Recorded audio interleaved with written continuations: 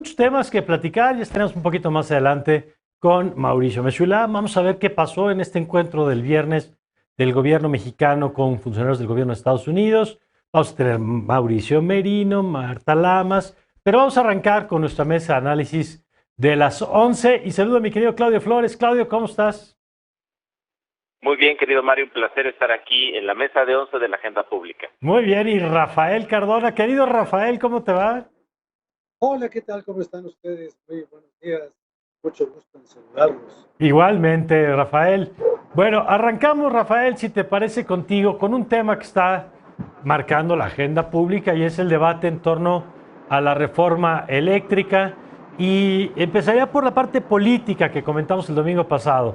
Los guiños del presidente, los intentos del presidente, y yo diría de varios afines al presidente, que de pronto al PRI dejaron de verlo como el demonio que había sido en los últimos años y ya vemos que lo tratan mejor, ya son unos patriotas, ya sienten que los quieren, porque parece que no solamente se juega la reforma eléctrica, sino los próximos 3 años y de paso el entierro de la coalición opositora. ¿Cómo lo estás viendo, Rafael?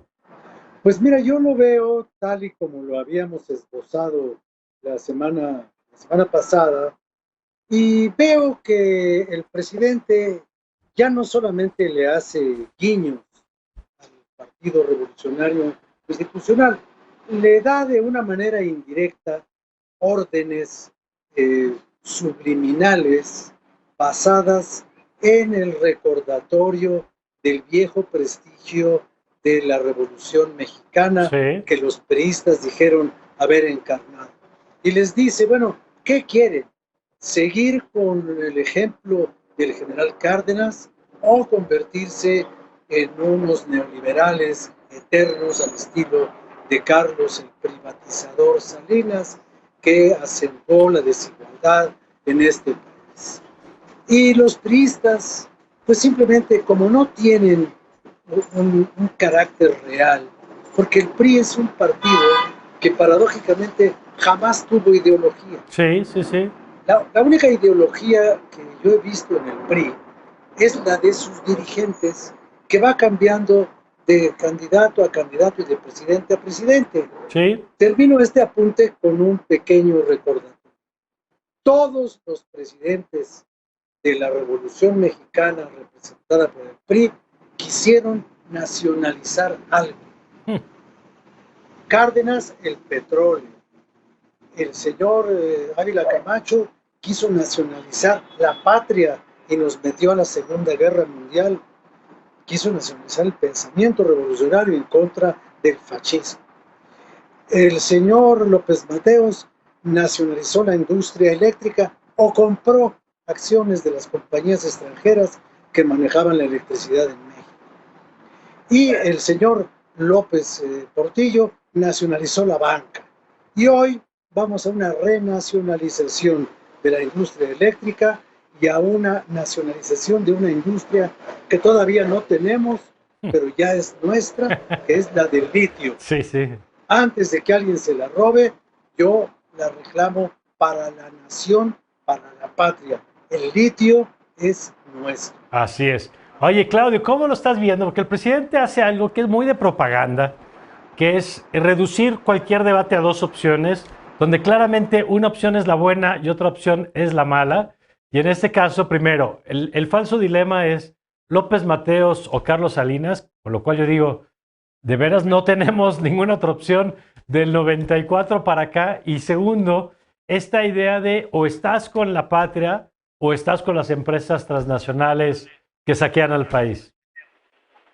Y esa es justo la disyuntiva digamos, un conflicto narrativo por ver qué significa esta reforma y la nomenclatura de la reforma, cómo le llamamos a esta reforma eléctrica impulsada por el gobierno de López Obrador. Entonces, conviene revisar las dos historias, Mario, Rafael. La primera historia es una historia, la que cuenta el gobierno de López Obrador, donde pues tiene una lectura ideológica, digamos, de la realidad, se definen a sí mismos como patriotas, están defendiendo a México, Ese es el discurso que se impulsa desde el gobierno.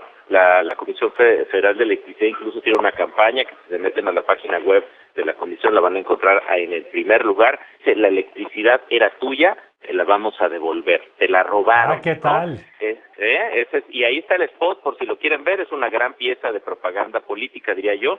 ¿Qué dice este spot? Que la Comisión Federal de Electricidad estaba abandonada, sin inversión, destruida, a punto de morir, y ahora con este gobierno se van a buscar inversiones, y así las bautizan, inversiones justas para México. Ese es el relato del lado del gobierno. ¿Qué nos dice la oposición y los expertos en temas energéticos, Mario Rafael? Pues parece una política pública errónea que nos manda de regreso a los años 70, a los años 80. Ellos también se proponen, quienes están criticando esta reforma como defensores de México, de su capacidad de crecimiento, porque la electricidad, Mario Rafael, es un motor indispensable para el crecimiento económico de un país.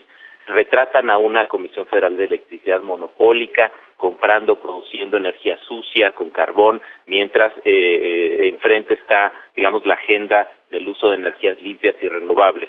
¿De qué hablan enfrente entonces los críticos de una Comisión Federal sin contrapesos, sin transparencia y sin rendición de cuentas?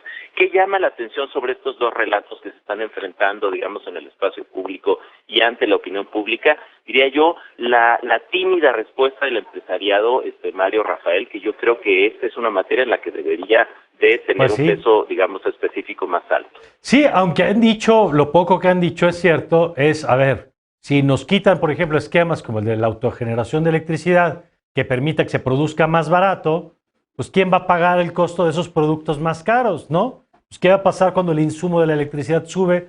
Pues lo trasladas eventualmente al consumidor. Al consumidor final. Claro, pero hay otro y tema los paneles aquí. solares. Claro, claro. Y hay otro tema, Rafael, que es dentro de la estrategia del gobierno. A mí me llama la atención, pues cómo le va subiendo el tono el presidente. Y entonces ya habla de traidores a la patria, que es algo que hemos abordado en esta mesa, cómo la disidencia no cabe en esta visión del presidente de cualquier democracia, ¿no? Yo puedo estar de acuerdo, yo puedo pensar que un modelo es mejor que otro, pero el que no piense como el presidente no me hace un traidor a la patria. Y lo conecto, Rafael, con otra noticia que salió el viernes, de cómo en CONACYT hay un reglamento de conducta que están empujando, que aquellos científicos o científicas que critiquen los puede sancionar el órgano interno de control, y se ha presentado ya como una especie de reglamento, de intento de mordaza de la comunidad científica, que ha sido muy crítica y que esta semana también fue noticia por la salida de un director de Alejandro Madrazo del CIDE en Aguascalientes. En fin, ¿cómo estás viendo, Rafael, este asunto de polarizar y otra vez del discurso de los patriotas y buenos contra los corruptos traidores a la patria? Mira, yo me siento un traidor a la patria, porque compré una pequeña planta de generación de energía eléctrica para cuando se vaya la luz en mi casa. Entonces debo ser un traidor a la patria porque compré una lámpara de estas que llaman sorda, que usa pilas, y las pilas las fabrica una empresa americana. Sí. Entonces yo creo que soy un traidor a la patria cuando se va la luz en mi casa y yo enciendo una linterna.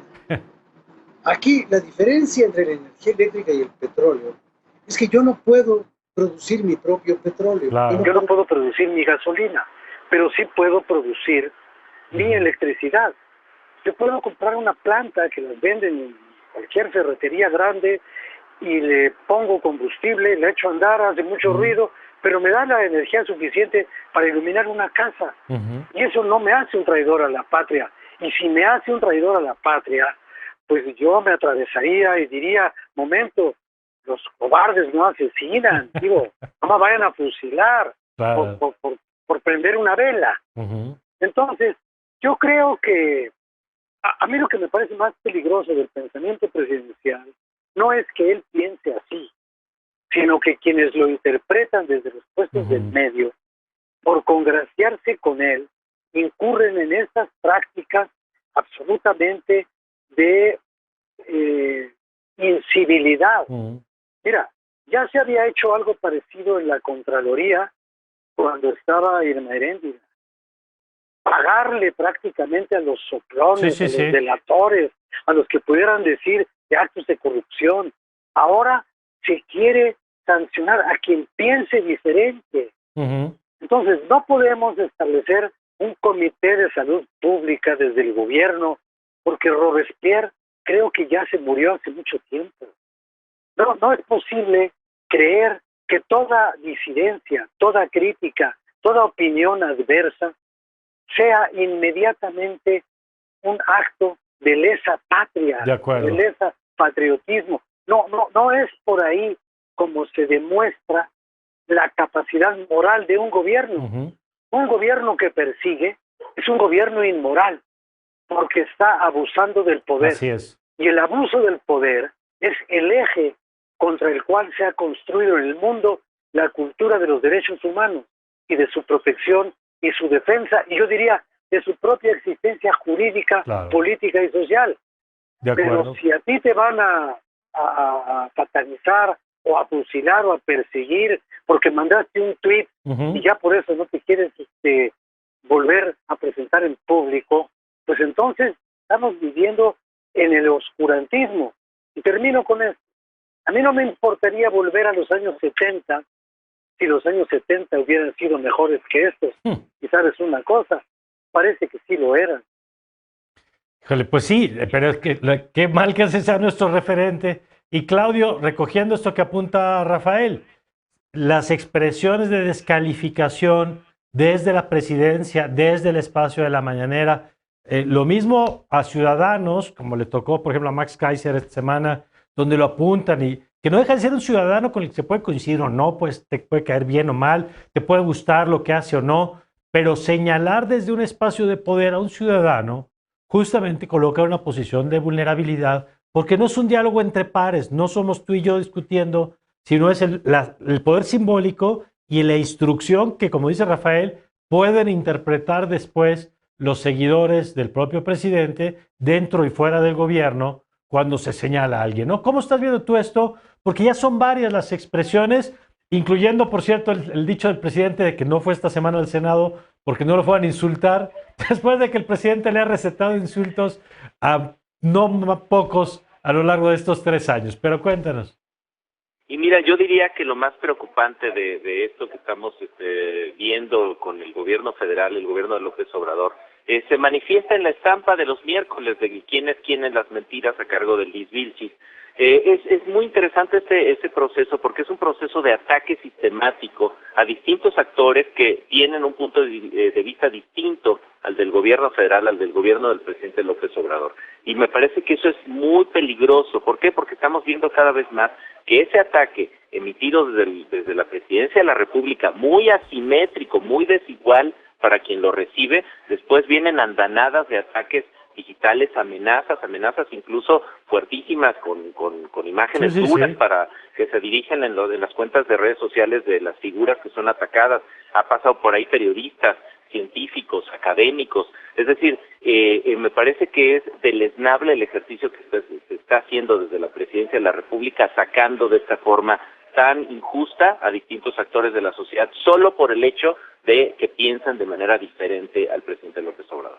Sí, y que si ejercen la crítica, pues la crítica es parte de una sociedad democrática, y otra vez se puede compartir o no se puede compartir el argumento, pero no deja de ser un gesto peligroso, y creo que es importante ponerlo porque vamos normalizando de pronto algunas prácticas, y no es normal que desde el poder se señale un ciudadano concreto. Rafael, para cerrar, por favor. Mira, para cerrar nada más, pues hay que observar a quién le dieron este año el Premio Nobel de la Paz. Claro. Y lo que tiene que ver con la defensa de la libertad de expresión que mereció ese premio tan prestigiado y la forma como aquí se ataca a informadores, a periodistas. Y cuando el presidente de la República agrede verbalmente y descalifica a un medio o a un periodista, pues habría que recordarle, como decíamos en la escuela, por favor, ponte con uno de tu tamaño. Pues sí, exactamente. Sí. Rafael, gracias. Gracias. Y no hay de su tamaño. ¿Mandé? Digo que no hay de su tamaño. No hay de su tamaño. Y cuando son de su tamaño, pregúntale a Trump. Pues sí. Gracias, Claudio. Muy buen domingo, muchas gracias. Gracias a los dos. Vamos a un corte. Regresamos con Marta Lavas y Mauricio Merino aquí en la Agenda Pública.